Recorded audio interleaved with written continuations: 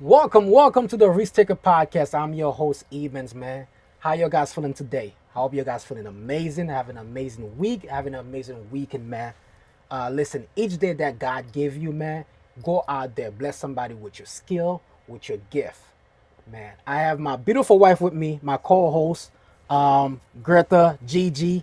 How you feeling today? I'm feeling good. I'm excited. You excited? I'm excited because I got a couple. You got a couple. And they matching. And they're matching today, man. Just like y'all. Welcome to the Risk Taker Podcast, made for those who've taken the leap and those who are ready to bet on themselves and chase their dreams. This is part 2 Yes. of this session, man. Part 1 was so good. We had to bring the queen now to make this thing happen.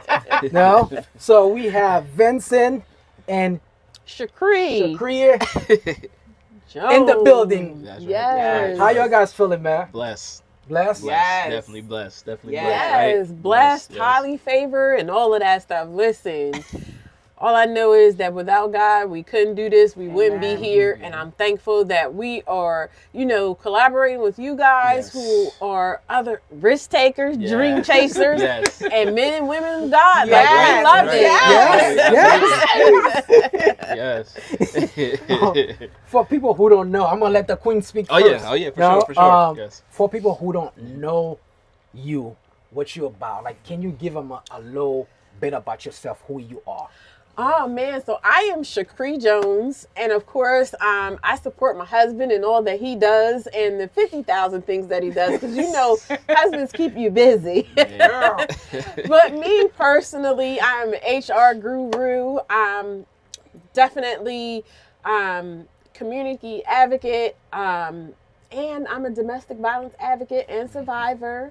When I tell you that it's a beautiful thing that I'm able to step out and be a help in places where I didn't have the help when I was going through my situation.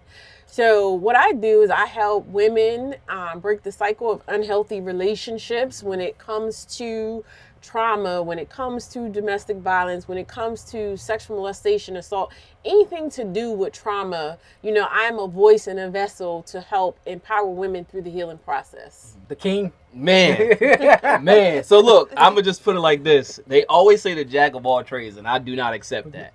I just believe that I have mastered something, right? Yep. A purpose that God has given me. And also just being able to use that to use my hands to make other things happen, you know. So I'm just believe that I'm a purposeful man, that was blessed by God with a gift to do all things through Christ that strengthens me. Yes. And that's Yes. it. That Straight up. that is awesome. So, That is awesome, man. So, I want to know, how did you guys meet? Yeah.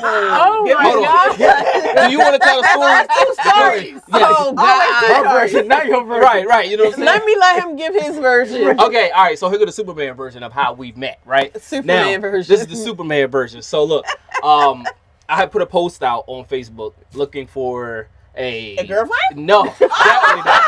Definitely not. Look, hold on. So let me clarify this. I wasn't looking for any relationship at that present time, and I was looking for someone to upgrade. I wanted to kind of build my portfolio. Yes, because he was new to the photography, but he had always did videography. So he wanted to expand his portfolio. So he made a social media post. Yes. So I made a social media post. A couple of people answered. She was one of the people that answered. And we ended up, linking up, doing... He said he wanted to capture something beautiful. Something beautiful. Something beautiful. You know what So I'm you know me. Yeah. A girl is not going to turn down a photo shoot. I know that's right. She's photo friendly. I've always been in front of the camera, even before I met him. Word. So I was, yes, let's do this. So since we are saying something beautiful, yes, I saw this beautiful woman. Aww. And, once I was able to take the first shots, that we took, I invited her out again, excuse me, and asked her, did she want to do another photo shoot? She was like, yes. And I think We didn't talk to each other anymore after that. We did another photo shoot. Yes. And then we ended up, Jemima had an event. And she had asked me to do the red carpet interviews. And when I got there, I saw that he was the photographer and videographer for the event. So he got to spend the whole day following me around. We got to take lunch together. And then he had to leave early. So he was like, well, can you grab some more footage for me? And then I'll meet you tomorrow, drop the footage. And then we met the next day. He was like, hey, would you like to have breakfast with me while we're at it? Wow, yeah. So we sat down and had breakfast. We talked. We did another photo shoot. That's a lot of fun shoot. Yeah. We did another photo something shoot. beautiful. Because he was like, oh my gosh, you look nice today. I was like, thank you. You know, because your girl be stepping out. Well, she always No look diggity. cute. So yeah, that's what happened. And I guess the rest is history. Hold on. We got to talk about the Superman version. Oh my God. Here we go again on that photo shoot. Yeah, I'll let you talk. I'm Go ahead, talk. going to let you tell your want me to story. talk? Go ahead. All right, so look, we got to the photo shoot, right? I'm going to fast forward. So she was on the rocks. I had on the rocks. We were at Port Mahon doing photos, and she broke one of her heels on her shoe. On the rock. He had me climbing rocks to get this shot. Y'all know real photographers have me doing crazy stuff. Absolutely. And what did I do? As she broke that shoe, I grabbed her up, put her over my shoulder like a baby, and carried her across the rocks. You know what I'm saying? Like that. Just like this. My little scrawny arms, and I carried her across the rocks. And after that day, she fell in love. That's it. That's his version of the story. He's Stick it to thinking, it. I'm gonna let him stick to that, Yeah. but okay. His Superman version. I'm gonna let him be Superman. For real. Wow. Hey fam, it's the Dynamic Duo. And we got something special for you. It's the collaboration that you have been waiting for. The Dynamic Duo plus OWIG Apparel. We dropped the OWIG Experience swag bags, and it's crazy. You're gonna get our book, Building from Scratch, the companion workbook, this luxurious risk taker hoodie, and an exclusive OWIG shirt. It's not just stuff in a box. It's the mindset. It's that reminder that you built from scratch and still keep going. And there is a special message from us inside, so make sure to scan the QR code. And go to owigapparel.com and grab yours today. The Dynamic Duo, OWIG Apparel, the collaboration you've been waiting for. Him and his Clark Kent, took the suit and tie That's off, right. and the The cape glasses, came all on, that. and then you. Yeah. How long ago was this? 6 years ago. 6 years? 6 years. Oh, Yes, wow. 6 years. Yes. So, I'm gonna let y'all answer the question. I'm gonna let y'all ask some questions. No, this fun. Yes. This fun. Off camera, we was talking about how you saying that you were married into this. Yes, I was married into this because when I met my husband, he had been doing videography for a very long time. So he was like 17, 18 years old. He started photography on an iPhone. So I was not the business owner type. I worked in the corporate world and I loved it. Made great money doing it. So yeah, being married to him, it was like, he was sold on being an entrepreneur. I'm like, you need to get a job. You need to get a job. Yeah. This ain't it. Because, some months are better than others. Yeah. Some weeks are better than others. And it was like, this is not consistent. And I was so used to that consistent income, seeing consistent income. And that wasn't it. So for me, this was risk. Marrying an entrepreneur, knowing he was an entrepreneur. And then on top of that, being in business, we all know business comes with its downside. It comes with great things, but it also has a downside to it. So I wasn't used to that. And I guess how we started this kind of like full time is last year, I faced some health challenges working in the corporate world. And coming out of corporate last year, I was diagnosed with a brain tumor. And could not work. And I was like, oh my gosh, what are we going to do? And I was like, Lord, I don't know, because I'm so used to, working in the corporate world. You work sometimes 14, 16 hours a day, 6-7 days a week. So it was, late nights, early mornings, long days, and all of that. So I was used to going, being on the run all the time. And this was kind of like a moment where God had to bring me to sit me still and, kind of get me together. And I was like, Lord, I can't do this. And I don't know how we're going to live. And I'm used to seeing that money come to my account and used to seeing my bank account look a certain way. And God said, will you trust me? And I said, okay, God, I'm going to let you lead and I follow, but we need some help here. But when I tell you, there was not anything for me to worry about because God has kept us. God has increased my husband's business. He has brought us closer together. Sometimes when you have a wife or a spouse that you have to become the role of a caretaker and you have to take care, because I went through, hearing loss. I went through losing my balance. When you have, something going on with your brain that causes an imbalance and everything doesn't work the same.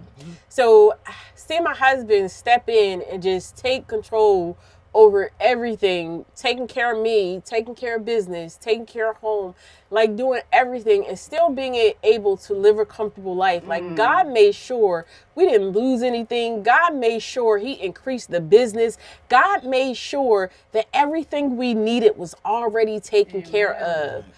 So we didn't have to ask for anything. All we did was submit to God. That was it. God said, the Bible says faith is the substance of things that is hoped for, the evidence of things not seen. So although we didn't see what this looked like, we had to have faith that God could do it. And when I tell you, my husband stepped up to the plate and he never missed the beat. He never missed the beat. And here we are today, on this podcast telling our story, which we don't talk a lot about publicly. We didn't tell anybody, like our close friends and family members knew this. But for him to step into the position of a caregiver and being able to take care of his wife, and me not financially having that income that was coming in, and he just never missed a beat. Like everything God needed him to be and everything that he didn't know he had in him, God made sure it came out. Wow. Cheers. Wow, man. Wow. Just thinking about that's when you say something, when you trust in God and when you let God lead. And sometimes as entrepreneur, as human, especially as Christian, when we go to a situation, we want to do it our way. Yes. No, we want to do it our way, and we don't want to let God do it his way on his time. And sometimes God have to sit you down. Just a couple weeks ago, we was on a podcast with another great friend of mine, great colleague of mine, and he was saying that for 5 years running his business, he was doing it his way. And God had to basically put him in a corner. That's right. Say, no, you got to do it my way. Because I'm doing that, give you the vision. I'm doing that, give you the skill. I'm doing that, give you everything. So you have to do it my way. And he said, man, he had to basically leave everything and do it God way. And I could see the growth in him. I could see the increase in his business and his team and his, even when we talk, because me and him, we meet every month. I could see the change. No, because when you let God lead, the difference. That's a difference. It's different. And you say something about faith. Yes. There's a quote that I always say in the podcast. There's a quote that I wrote. My faith in God creates success in me. Because without faith, we won't even be here right now. It's impossible. No, it's impossible. As spouses that's in business together, you're gonna go through some things. No, you're gonna go through something like you did. You went through something where you have to step in. Now, it could be vice versa, where because you're both guys are a team, are a unit. You gotta be able to communicate. We always say this. My wife and I, we always say this. Who you married? It matters. It matters. It matters. That person can make you or break you. No, so speak a little bit on that. Like who you married matters. Okay. Oh man, I want you to go ahead and talk about that. Man. Wow. That's funny you tell that story because we didn't start off like this. Yeah. When we got married, my husband was a rat. Mm-hmm. He said, I mean, I don't know, like totally, but yeah, I was there. My husband was a rat. I gotta be honest. Listen, it was not easy being his wife in the beginning. My husband, he struggled with the vagabond spirit. He was a runner. He ran from everything. And this was his normal behavior throughout his life. And nobody could figure out what was wrong with him. And when I tell you, my husband, the first 2 years of our marriage, we was probably only together like 2 months because he would leave. He would just pack up and leave and just disappear and nobody would know where he was at. To the point we had to like call the cops and try to figure out where he was at because he would just disappear. And when I tell you, I was like, God, you know what I went through the first time. And I told you, if I got married again, it was forever. And if this is supposed to happen, I need you to fix it. So the last time my husband left, I went on a 40-day fast. And when I tell you, I fasted for 40 days and I prayed for 40 days and 40 nights. And at the end, I became a little weary. And I called one of my sisters in and I said, listen, I need you to help me. This is what I'm experiencing. Because I don't tell a lot of people my business. Only certain people knew. I said, this is what I need you to do. I need you to get up and push me to pray. I need you to help me pray through this because I'm struggling. The last week and a half or 2 weeks of the fast. And even in this, I was going through counseling and therapy. I was doing deliverance counseling and therapy. And it makes a difference because secular counseling, I've done the secular counseling, but I had to do the deliverance. I needed somebody who knew who God was and also knew about the secular, but also knew about the spiritual. So when I tell you, when I was going through deliverance counseling, she said to me, God has showed her that my husband was experiencing the vagabond spirit. And I went back to my apostle and my apostle said, go to Amazon and get this book. And I read on the spirit of the vagabond. And it was very informative, very enlightening. And that had been my first time hearing about what the spirit of the vagabond was and what people struggle with. And basically, you see in the Bible, they're wanderers. And my husband was a wanderer. So after reading about the spirit of the vagabond, I knew what to pray for. We knew what to pray for. So on that 40th day, God made it happen. When I tell you, my husband called me on the phone, found out he was in Texas. And when I tell you, like, I prayed and just walked my husband through that deliverance over the phone, that was a measure of freedom for him that started the process. And that's why it matters who you're married to. Yes.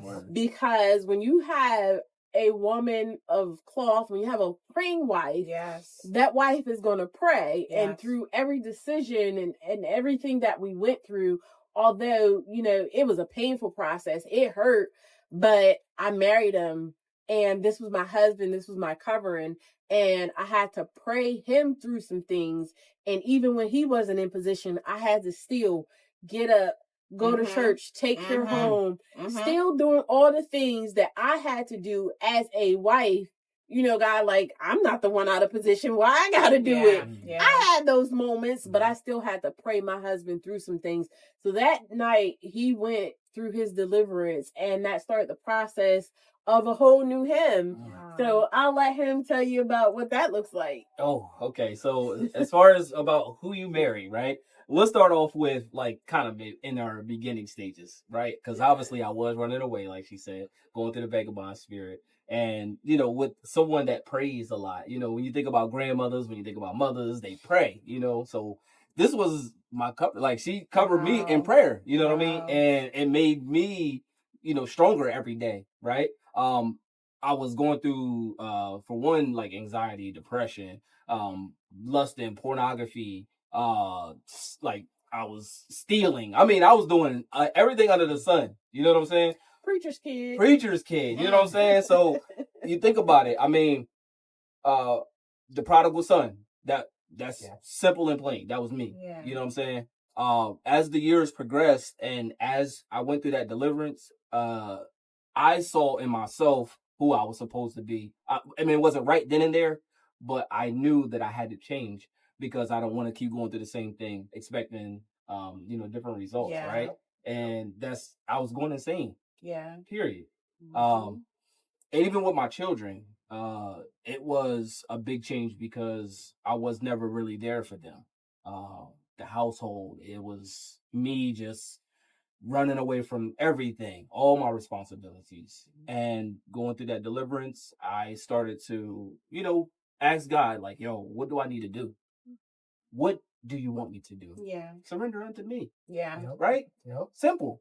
It seems simple, right? But it wasn't. Yeah. So I started going, well, we was already going to church. And I knew for me, I needed a different place to grow.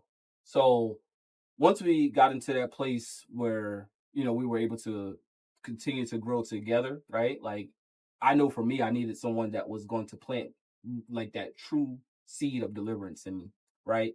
And this is how we got to that deliverance part. And I know I keep going back to it, but it was important for me to get it, because if I didn't, then I wouldn't be where I'm at now.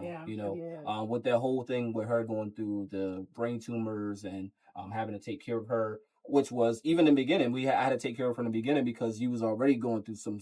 I was in an auto accident and I was going back and forth to the doctor to get like pain management shots and things like that because I was having a lot of pain and I had herniated disc in my neck, shoulder, and I had an angular tear after an auto accident. So like.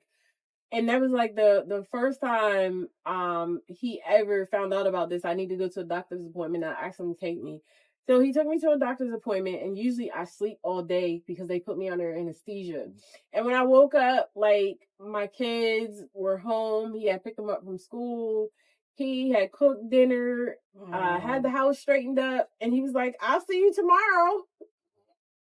Like, just laughed, didn't ask for anything, wasn't looking for anything. Like, he was just there. And, like, my car had broke down in the process. I think this was God orchestrating this. I know it was God orchestrating this. Just like the Rock. Because I had two vehicles, right? Exactly. Yeah, just like the Superman on the Rock. I had two vehicles, and both of them broke down at the same time. How did that happen? And so, and literally, this was in the beginning, like the first 6 months, and he had to like take me everywhere I need to go, take me to get pick my children up from school and things like that. And I'm like, how in the world, like, what's going on here? And I was like, I ain't looking for nothing. I don't want nobody. If you're looking for what you think you're looking for, you ain't getting it. Yeah. Yep. Facts. I don't like you like that, bro. She made it known. She definitely made it known. I made it known. I don't like you like that, bro. So can I fast forward? I'm gonna just fast forward because I know I keep bringing that deliverance part up, but I'm gonna just fast forward to where she just left off, or she left off at the beginning. So after I left Texas, I came home with on my mind was I gotta do right, smoking, drinking. I still wanted to go party, but I didn't. You know what I'm saying? I still wanted to do different things that I shouldn't do, but I said, Lord, I'm surrendering, right? Yeah. And once it was me surrendering and truly letting go is where I saw God really truly working inside of me. You know what I'm saying? Because like for her to even say this right now in this present day, that means a lot. Yeah. When the women can tell someone else about what the man is doing, that's good, bro. Yeah. Because I mean, there's been times where she be like, "Oh, he ain't doing right, Pastor. Pastor, he ain't doing right. I need you to talk to him. Listen, hey." And now it's like for her to say this, it's like, man, like I'm really actually becoming the guy. The man God told me that I needed to be. Truly. I'm so happy for her to just look at me in my eyes and saying like, yo, I truly love you and I care for you and I just want you to be the best man that, God purposed you to be. That's what I see when I look at her eyes. You know what I'm saying? Yeah. Straight up. Yeah. Like she doesn't have to say it. I just know. Yeah. Simple. That's it. That's it. That's it. I know, like for me, like I've always had like this strong personality. Yes. Like, like that's just been my yeah, exactly. Like I don't need a man, but I need a man. For you know what I'm saying? Sure. Like I can live what I want, but I've always had like this strong personality, and my brothers and my sisters are like, man, I don't know who gonna marry you. Like, they always tell me that. They were like, that's probably, I didn't get married until I was 29. They're like, that's probably why. But like a lot of men sometimes are intimidated by a strong woman, right? Yes. And as strong women, like we want to submit to a man, and like how you were saying, like you prayed over him and you delivered him because you saw something in him that he hasn't seen yet, but it took you to say, I'm standing in that gap. Like how you were saying, like, I'm not the one who's doing anything wrong. Right. But you came in that gap and you fought for your man to put him in that position that God has him as the head. Because right now he may be like, like I may not feel like the head, but you're the head, and you're the covering. And for her to be able to elevate you to that position now where you're the head and you look at your wife and it's not like who's stronger or who's not stronger. It's like, you're the head and I respect you and I submit to you and you work as a team and it flows together. Like, just like my husband, I respect my husband. Like people will be like, oh, when you walk into the room, everybody's like, where's he been? Where's he been? Let me tell you something. I'm like, don't get it twisted. Ebens is the head. Ebens is the head of our household. Right. Yes, sir. And I respect him as he is. And there's been some things that God had to use me to push out of him. I'm like, babe, come on now. This ain't you. This ain't you. This ain't you. Right, So I yeah. respect that from you because it takes a lot for strong women to do that. But at the end of the day, we are submissive to our men because we see that. Yes. In the beginning, it wasn't like that though, because I was like, listen, this ain't what you want, bro. Keep it up. And sis, you replaceable. Like, seriously, like I used to be that, I don't need no man. I got this. You know what I'm saying? Single mom, I did this, I did. What? I don't need no man. But no, that's not true. That is not how God designed the household or us as women. Yeah. And in the beginning, I did not respect him because of that. But God convicted me about that. Even though I was not the one in the wrong, I was wrong because I was doing tit for tat. Oh, he ain't acting right, I ain't gonna act right. Yes. He doing this, I'm gonna do this. And it was a tit for tat thing, but it wasn't until I had to change my mindset and still be a submissive wife. Yes. And still do all the things as a wife, even though he wasn't in position. Yes. He wasn't doing what he was supposed to do. He wasn't paying the bills like he was supposed to pay the bills. He wasn't a protector and a provider. I still had to step up to the plate and be like, God, give me the strength. Because if this is of you, God, I need you to turn this situation around. And my apostle used to tell me, daughter, be patient. Daughter, just pray. And I used to be like, apostle, I do not want to hear that. I'm about to go file for a divorce. I ain't staying with this ninja. Like, I was like, no, I deserve better. I'm not about to go through a whole bunch of mess no more. But I'm telling you, like, just allowing God to fix me, because sometimes we the problem. Sometimes we the problem. I ain't gonna lie. I ain't gonna lie. Because I had such a strong personality, and my husband was like a turtle in his shell. He was quiet. I'm the fire, he the water. Yeah. I'm the fire. Yeah. And don't get it twisted, I still don't play about my husband. Right. Okay. But yes, like I had to tone that down some and allow him to lead the way God wanted him to lead, and the way the Bible tells us that the men are supposed to lead. I had to relinquish my right. Yes. And be submissive to God. Yes. And submissive to my husband. Yes. And even when you said you tone it down, one thing too, I can clearly see this. Like, you didn't have to dim your light. You know what I mean? All. Like, you didn't have to dim your light. Instead, he like helped you shine brighter. That's right. And that's when you have that good connection. Like, so a lot of couples, they like competed, like, I have to like dim down. No, he's like, no, baby, I see you shining. How can I make you shine more? So I respect that from you guys. Yeah, like my husband actually made me comfortable with who I am as a woman, because I struggled with that in the beginning. That was a part, self-esteem issues, not having a father there in my life, looking for love in all the wrong places, being the victim of domestic violence. I struggled. And even stuff that I suppressed when I came in the marriage that I thought I had gotten over, it showed up. Yeah. I wasn't delivered from that insecurity. It showed up. I wasn't delivered from that. And my husband was the one that planted that seed of security in me that helped me get past all of that. Made me comfortable with the skin I'm in. You know, just seeing how he takes care of me, seeing how he compliments me, seeing how he just loves on me. Like, even when I try to get mad, he'd be like, come here, girl, you ain't about to be mad. Indeed. Yeah.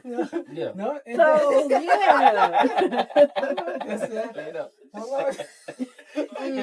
All right, we don't want to take over the show. Go ahead and ask another question. This is how it should, because people are seeing you guys and they're like, your guy, they don't know what your guys went through to get where you at now. Oh, yes. You know, they might look at you like, your guys are successful now, but we went through hell and back to get where we at now. Oh, yeah. No, and your guys having fun, you're loving each other.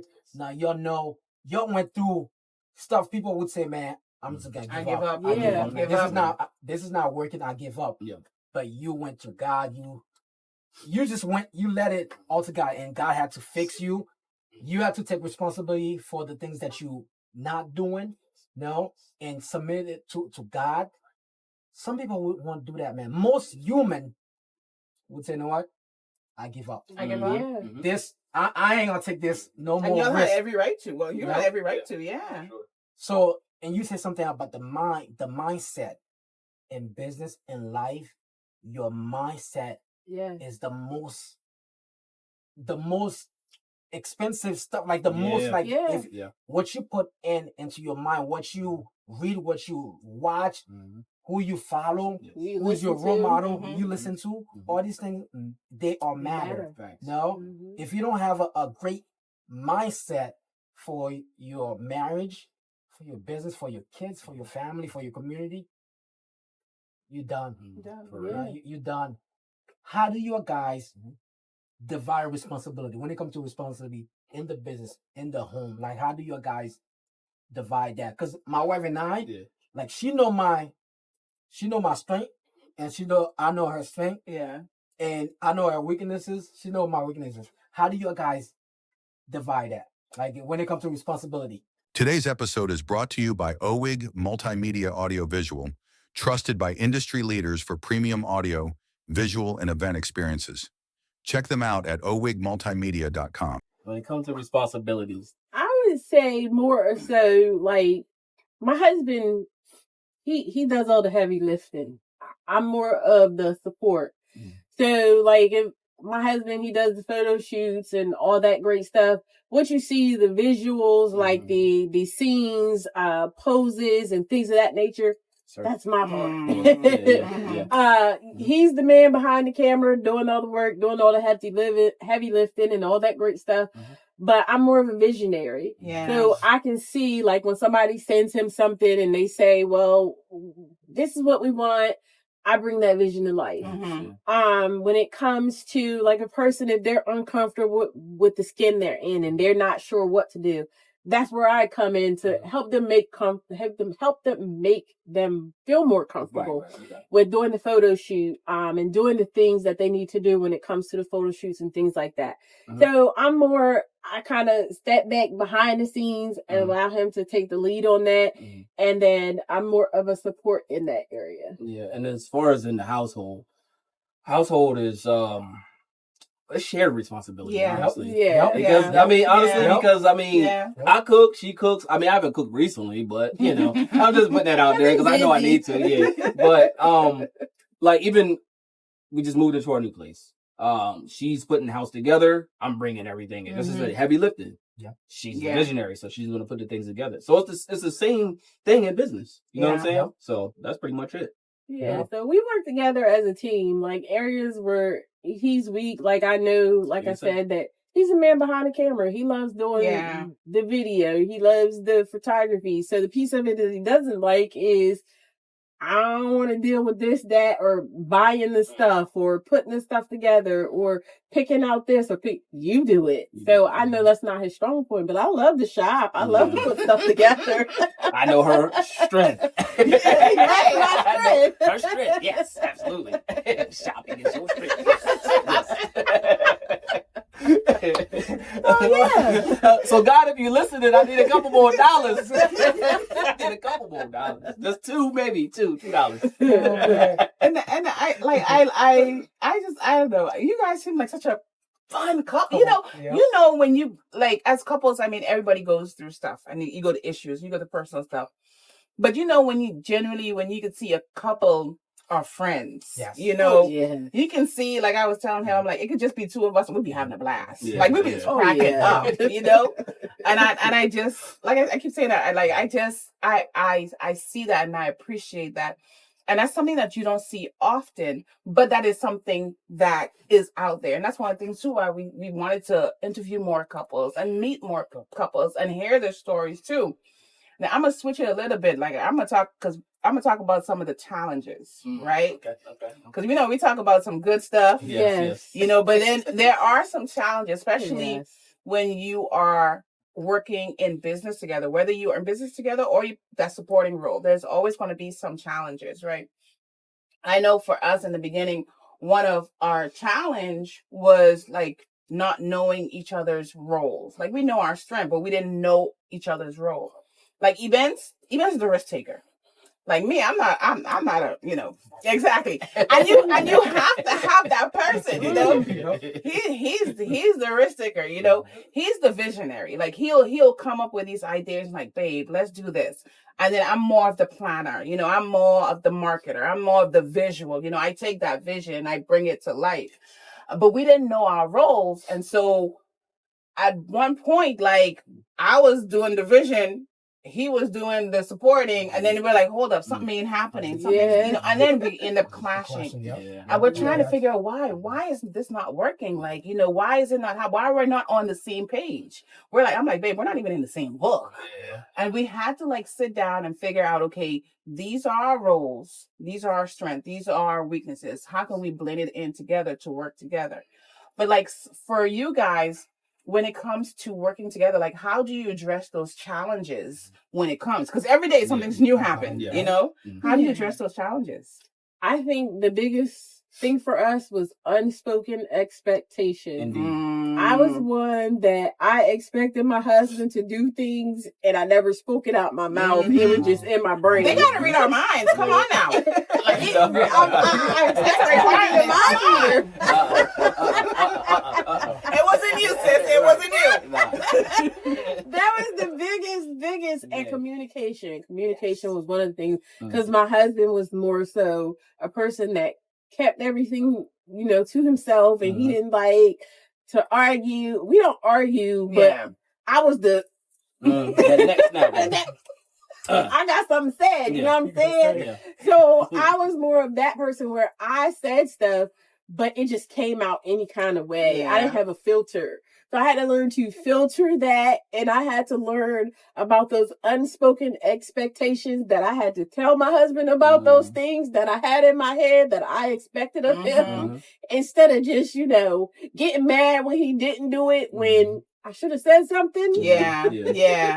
So that was the biggest thing for me. I think it's the same. Honestly, unspoken expectations, right? Yeah. I think I had to learn, for one, to open up and talk, because I was always in my shell. Yes. And I don't like conflict, Now I don't care. I'm ready. You know what I'm saying? I'm ready. Damn. Hey, look, because, and the reason why is because, they say study to show yourself approved. And it's not just only in the Bible. It's also learning my spouse, right? Shameless plug, becoming one with your spouse, right? I know that I had to, for one, say to her, like, yo, what is it that you want? That's simple. Simple question. What do you want? She tells me. Okay, now I know what she wants. I don't have to try to think about, what does she want? Because I know now, right? Yeah. So even as time progressed, I had to continue to ask her, what do you need? Right? So it's just different steps that you're taking.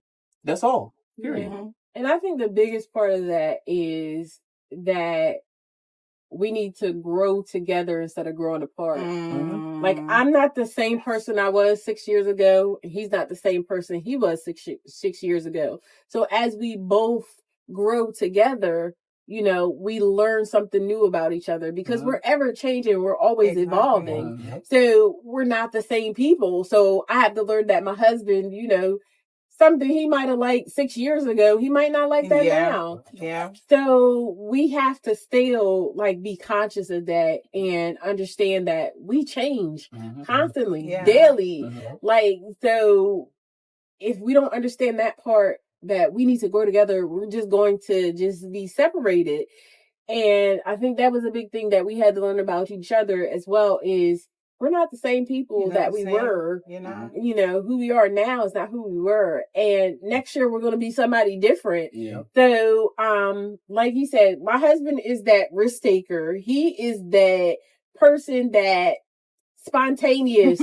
I'll jump out and step out and do anything and everything. And I'm more safe. Like, I'm not doing that. That's for me to get colored hair, y'all. This is a risk. Like, I just started doing this stuff because I was like, I'm not getting that. You see that red hair? That was a risk. I'm not doing, you know, modest doesn't always mean you have to be plain Jane. Exactly. Like, I am who I am. And I love the color, by the way. Yes, I was about to say, you a girl. So, like, doing things different. And my husband loves it. That's the good part. Yeah. So, he's like, yeah, babe, you want to cut your hair? Cut your hair. I support you. Yeah. So I cut my hair. Yeah. So, you know, it's those things that, you know, keep us learning each other and ever evolving. So I think that's important, is growing together instead of growing apart. Yes. Yeah. Absolutely. Yeah. You know, we call this series Pillow Talk to Profit. Right? So what's some of your guys lately, pillow talk. Like late at night. Late at night, yeah. It's just y'all two.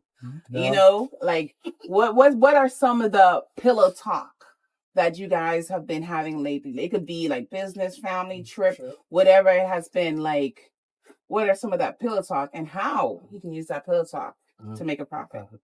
I think our latest pillow talk has been more or so about old habits, like because I think we found each other that, you know, there was some old habits that was starting to resurface.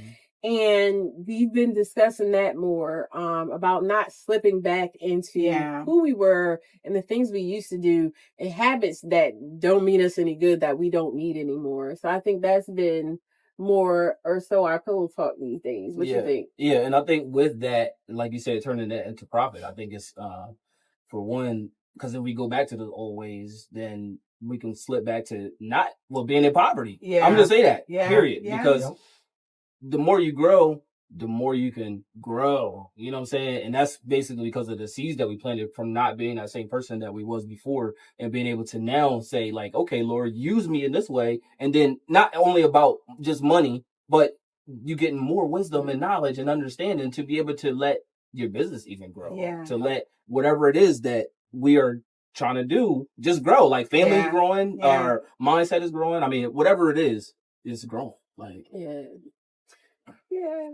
I'm gonna say something, because you mentioned, like, you are author, right? You're author. You read my mind. Yeah. You stole my question too. You know, as couple, right? My wife and I, we run our business together. But as couple, we have our individual goals. Yeah. You know, we have our individual goals. We have couple goals and we have individual goals, Absolutely. Right? So what made you decide, I want to become an author? I want to, stuff that I went through, I want to put in a book, right? That's one question. Okay. Yeah. What made you took on that risk? What, for you, what was the thing for you that, I don't know if your wife had came to you with that idea. If she ever come to you with an idea, what do you do as the risk taker, as the man of the house? Do you push that idea? Do you support that idea? How do you invest into that idea? So I'm gonna let her go. So for me, I didn't have a choice. I didn't have a choice. Like, God literally told me I would be doing this. And it was prophesied to me in 2014 that I would be a world-renowned author. I would publish books. I would get on planes and speak to women. And I looked at him like he was crazy and like, not me. I didn't like to write. I did not like to do any of that. I didn't like reading books. So I never saw myself here. But what I thought was a weakness was my strength. Amen. And when I tell you, God literally sat with me and said, write the vision and make it plain, write the book. Like, he literally pushed me and made me feel uncomfortable until I started doing it. And to see the impact that my books have had, because I always write from a personal perspective. Yeah. I always write from, seeing the lens of experience, things I've been through, healthy relationships, unhealthy relationships, trauma, anything I've been through, rejection, parental abandonment, homelessness, sexual molestation, domestic violence. I write about my story, about things I've experienced, about things I see. And to see people find hope, to hear people tell me the impact of how something I wrote has made a difference in their life. To hear those things, it just helps me continue to write more and to write more meaningful, because I don't write anything that God doesn't say write. Yeah. I don't write just to write. Unless God gives it to me, I don't write. So you won't see a lot of just books coming from me just because I'm an author, just because I can write a book. You won't see a lot of stuff coming from me just because. It has to be meaningful. It has to have a purpose. It has to be of God, and God has to be in it. See, y'all ready for me, huh? Yeah. All right, so as a risk taker, listen, I'm taking my hands and I'm saying, go. That's all I'm saying. Go do it. Mm-hmm. Like, I know for me, I know right now we are a little bit challenged when it comes to trying to, let me say this, so I know, like, we have to create content together, right? I want to push her book a lot because I know what it's going to do. Amen. Yeah. And I know its purpose. Yeah. So I'm going to just say this on camera right now, so that way we can be held accountable. Hun. Don't listen to that. I need to be held accountable for this, right? Okay. Hun, right? We are going to create the content. Amen. We are going to create the content. Amen. Y'all heard it here first. Y'all heard it here first. Because this is important. It's really important, because I keep telling her over and over again. I said, there's people out there that need to hear your story. Oh my God. They need to hear her story, because people need to be healed, bro. Like, sis, like, seriously, like, they really need to be listening to what she has in her, because it's really strong. And if I can cry from the stories that she's told, just imagine the women that she's going to touch. Even men. Yeah. You know what I'm saying? Yeah. So I'm just saying, I got to do it. And y'all heard it first. Yeah. And that was my struggle, like, a lot. Like, I was okay with being in front of the camera when it came to my husband and doing his stuff, but I never wanted to do my own stuff. That was a struggle for me. Like, I can see his stuff and everybody else's stuff, and you need to do this, and that.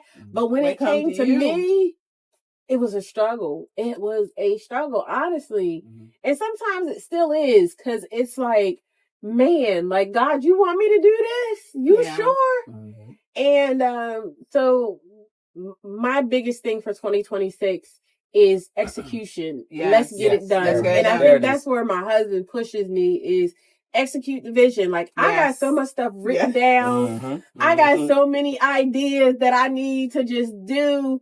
Just like, my upcoming 12-month Bible study that I'm doing, and it's actually a journal that's going to be coming out in December, but it's a 12-month Bible study, the refinery of women of grace.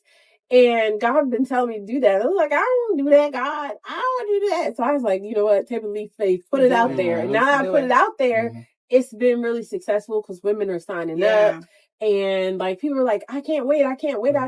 So, that gives me the drive to want to do more and push more content, put more things out there, because I've been holding on to it for a very long time. And it's just, I don't want to do it. I'm okay with being in front of his stuff, but not mine. Yeah. We have to get it together. Let's do it. Let's do it. You know, I always tell you this. I'm like, man, you be getting on my nerves. And it comes from a place because he pushes me. Yeah. And I don't like that push. And I'm like, man, come on. It's uncomfortable. It's very uncomfortable. And like how you said, like, you told her, like, you know, there's people out there that need to hear your story. Because I was in the same way too. Like I'm always, when we first started a business, all the content, all the pictures, everything was events. Events was the face of everything. And I stood behind and I was okay with that. You know, I was behind the scene making everything work. And I always tell everybody, events is the face, I'm the brains, you know. And he stopped me and he's like, babe, I need you to come out the shadows. That's what he told me. He said, I need you to come out the shadows because you don't know how many women out there need to hear your story. Yeah. And when we had that conversation, the same thing, we started creating content together. Yes, yep. You know, we started doing a lot of stuff together. And one thing that I liked about him is that he strategically did this where he slowly started moving out of the way. Because he know that, for me to get my confidence, we had to do it together. Like I had to take some of your risk taking for me to stand firm. And he just slowly started moving. You know, instead of both of us speaking, how about you speak there? You know, instead of how about you do this? And then it grew my confidence and I was able to step out of that shadow. So like when you were saying that, because he was looking at me, because he was like, because it's the same way too, because I'm the type of person, I will help any and everybody. Yeah. You know what I'm saying? But when it comes to me, I feel like, I don't really need it. But what I realized, it was more of a self-worth thing. Like I felt like I wasn't worthy. You know, I felt like what I had to say wasn't important. Yeah. You know, let me help them. Let me push them because, God, that's what you sent me. You help me. You sent me to be a helper, you know? But what I had to say is not important. But it was more of a self-worth thing. Yeah. And like when you realize who you are in Christ and the gift that he's given you, and then you're sleeping on it, you're doing a disservice not only to God, but the people that he sent in your way. Yeah. And so that's what, like in the beginning, how you prayed for him and you helped elevate him. He was like, babe, now it's my turn. And now look at y'all, power couple. Yeah. You know what I mean? Y'all doing y'all thing. So that's how it should be. That's how it should be. Yeah. And grow together, because the goal is to win the championship.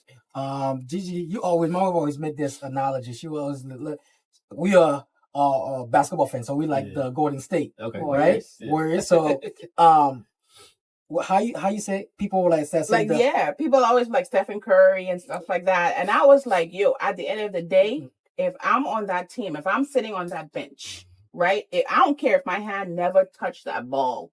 If I'm there just to cheer, to wipe the sweat off, because Stephen Curry doing his thing or the team doing their thing, because at the end of the day, when they win a championship ring, whether I touch the ball or not, I'm getting a championship ring. Right. And that's how people have to see it. You have to see it as a team, sometimes you're not going to shine. Yep. Sometimes your hand's not going to touch that ball. But at the end of the day, when he wins, you win. You get in that ring, And that's how people got to see it collectively. You are a team. Yep. Sure. Yeah.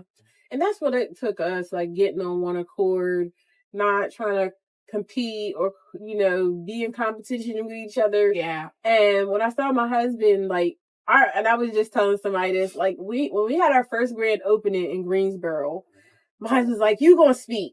So I was like, no, you gonna speak. So my husband got up there. He's like, oh my gosh, everybody, thank you for coming.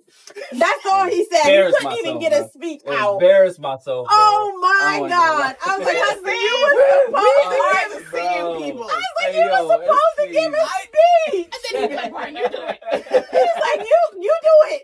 And I was like, OMG. But this time, when we opened up here in Cooper, I ain't say nothing. My husband had a speech prepared. He gave a speech, and I stood beside him, and I smiled. Man, yes. I was embarrassed that first round. I was embarrassed. He couldn't get a whole sentence. I was like, thank you for coming. Oh, my God. Oh, my God. Stuttering, everything. I felt like Moses, bro. He could not get serious. But this time, my husband did that speech, and he did a good job. And he wrote his speech, too. I was like, okay, come on here. Appreciate it. Man. Oh, man. You learn from each other. That's it. You learn from each other. For the couples who's in business together, right? Who's supporting each other in business, man. Like, what nuggets, what advice would you give them, man? Like, a person that wanna work with their spouse, you know? What advice would you give them? Both of you guys. What advice would I give the couples in business? I would say get out of your own way. Straight up, get out of your own way. Self-sabotage. Yeah. And don't sabotage each other. Because there's words that you can say that can hurt your spouse, right? And I think I've done that before, and I had to apologize. Even with, it might have been some things that might have been said in the beginning as well, because I wasn't doing what I was supposed to do, right? You're going out, you're doing all this, but you're not bringing what we need home. Yeah. You know what I'm saying? But she understood the assignment. Like, once I was able to go through that deliverance process, she understood the true assignment. And that was, for one, giving God all. Yeah. All. And that's it. There's nothing else. Just give God your all, and then everything to follow. Yeah, so I would say keep God first in all that you do. That's the most important part of any relationship, of any business. Because without God, we are nothing, and we wouldn't have gotten here today if it was not from God. Another thing is open communication. Communication is the key to continue to progress in business, to progress in your marriage, friendships, whatever. You have to openly communicate how you feel, being real with each other, being transparent. Because that's another thing is, as couples, friends, or ministry or whatever, we're not transparent enough. Yeah. People don't know the true you until you're transparent. So be openly communicate and be transparent about everything. I think those are the key factors to entrepreneurship, because that's how we got to where we are today, is just trusting God in the process and allowing Him to mold us and shape us into who we are as people, so that we can pour out into the business, so that we can pour out into the community, so that we can pour out into our children, so that we can pour out into each other. So it took God doing that. For sure. What's your guys' greatest investment? Each other. Yeah, I think it's each other, like betting on each other, investing in each other. Like, that has taken us so far, and trusting God with that process. Yeah. And I think I said it on part one. I said, for me to be able to invest into her book, I think that was the biggest thing. Because believe it or not, me being out of work and my husband handling everything for the past years, like, I'm a little bit shied away from doing the things that I normally do when it comes to finances. And my husband took over the finances. And my husband was like, yeah, we're going to take this much money and invest into your books and into the things that you need to do with your books. And I was like, for real? Okay. Yeah. Yeah. We was reading something though, especially when it comes to finance. That's a whole different category when it comes to finance as couple, because we have to know what to invest in, who's gonna manage the funds when it comes to a business. And what they said, if you don't have that, if you are weakness in either learn it or hire somebody. No, because finance a big part of marriage, friendship, business. Finance is a big part. So if you don't manage what God gave you, the little thing that God gave you, you can't manage anything else. No, and I'm glad that y'all went through hell and back and came back. Testimony. Yeah, for sure. Now came back, and you're doing wonderful things in the community. Yes. You become an author of the experience of the stuff that you went through. He invests. That's what I love about this, man. Like, you say, you know what? I gotta invest in my wife. No, I gotta invest in the stuff that she's doing. Because she already invests already. She prayed for you. That's an investment. Yeah, for real. No, that's an investment. It might not be money, but that's an investment. That's the biggest investment. Somebody will pray for you. Pray for That's you. a big investment, bro. and for God to deliver you guys as a couple, and you guys could come here and this platform, share, be honest. That's what we create this platform. Mm-hmm. My wife and I, we went through hell. Yeah. We went through some stuff. No, where we didn't have to start our business. We didn't have no money. No. 2 kids. No. People say, no, what? We're not gonna make it. You're not gonna make it. We're not gonna last. You. We're not gonna last. And we have to rebuke all these things and focus on God. God supposed to be the foundation. God's supposed to be in the middle of everything that you do. Yeah. Now, not the first, the middle. Because it's my colleague was saying that if God is first, you're just checking. But if God is the foundation, everything that you do, God is in the middle of it, man. Yes. I always say this. There's successful people out there without God. I don't know how it worked for them. But with God, man, with God on your side, it's sweeter. Yeah. It is. It's sweeter. And we could talk about the reason that we could talk about God in this platform, because without God, we are nothing. Yeah. Right. God is the one that give us the idea, the skill set. God is the one that put people in our path. Sure. For us to bless, for us to help, for them to help us. No? So without God, we wouldn't be here, man. And we appreciate you guys, man. No? For the support, for the things that y'all guys doing, man. Y'all been cracking me up with those videos. Those lights. She wants me to stop though. No, I'm telling you, like Christmas light up. Oh my God! So I love that, man. Like, it's been cracking me up just seeing that y'all creating. That's what God creating content. Creating content. God put us in this earth. If you go back in Genesis 1:1. God said God. The first thing God did was create. Create. So if we're made in His image and His DNA, what are we made to do? Yeah. Create. I just did a lesson on that, by the way. Genesis 1:1. I just actually did a message on that. So, any last word before we leave? Any last? Tell us about more about the book, the content, because you're going to create. Like, how do people get in contact with you, follow you? Like, give us the details, like, because we know we love our devotional. And we're gonna do something. People that's watching this podcast, right? Listen to this podcast.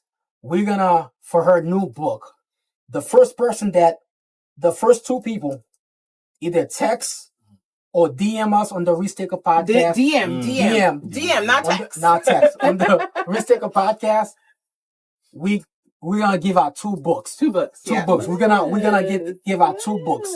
No, so that's what we're gonna do.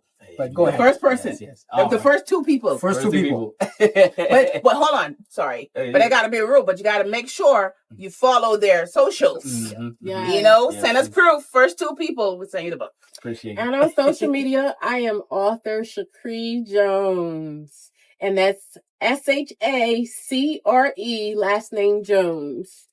And V. Edward Jones Productions on everything. That's it. Yes. So a little bit about my books is all my books are from the heart, the very heartfelt. I'm on my 7th one to date. And my latest one, Seeing Through the Eyes of a Shattered Heart, the manifestation of unhealed trauma. I talk about trauma from the lens of the deliverance standpoint and a natural perspective. And it was through therapy and deliverance that God helped me get through the things that I've been through in my life. So I put that in a book. I talked about parental rejection and abandonment. I talked about homelessness. I talked about domestic violence. I talk about sexual molestation. I talk about being raped. So it is a variety of topics in there to help you become free from those things. We do affirmations, we do prayers, and I tell everybody, I don't step in on any platform, or you'll never see a platform coming from me where I can't reference God. Because without Him, I am nothing. So you will always hear me reference God and hear me reference everything that I do is because of Him. And I don't do anything without Him. No doubt. So if you need photography, videography, any type of content creation, I'm also going to be teaching on how to do photography, videography, and content creation as well. You can look me up on School, SKOOL. It's called the Light Behind the Lens community. I want y'all to be able to really tap in, because if you want to learn content creation, this is the time. Right now, everything is free to learn. I have a couple of courses on there right now that you can learn from. And honestly, man, I came from bum to business, and that's it. Like, straight up. That's the next book. Look, that could be it. Bum to businessman, you know? We have one coming out in 2026 called The Prophetic Promise. Yes. I just finished the cover for that. So, I haven't decided what date we're going to put it out yet, but the next one is going to be from both of us, The Prophetic Promise. Prophetic Promise. All right. Ladies and gentlemen, there you have it. And we'll see you guys in the next episode. You've been listening to the Risk Taker Podcast, created for those who bet on themselves and build beyond limits. Make sure to follow us at Risk Taker Podcast, leave a review, and let us know how this episode inspired you. To get in touch, email teams at owigmultimedia.com. Until next time, keep taking the risk and keep chasing your dreams.